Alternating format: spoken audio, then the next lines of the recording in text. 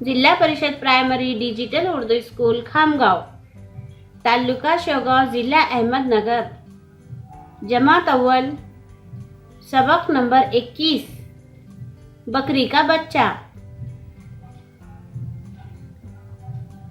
बकरी के बच्चे को मेमना कहते हैं। नीलो के पास एक मेमना है। उसका रंग दूध की तरह सफेद है।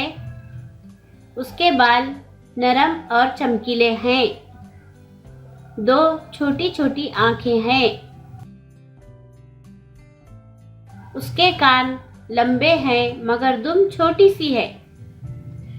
नीलो ने बड़े प्यार से उसका नाम सितारा रखा है।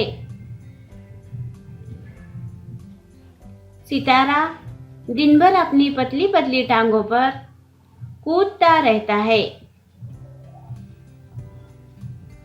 नीलो उसे पत्तियां, भूसी, फलों और तरकारियों के छिलके खिलाती है।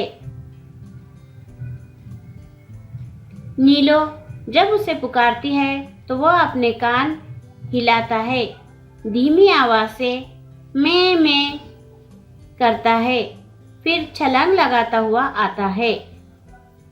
आते ही नीलो के हाथ चाटने लगता है।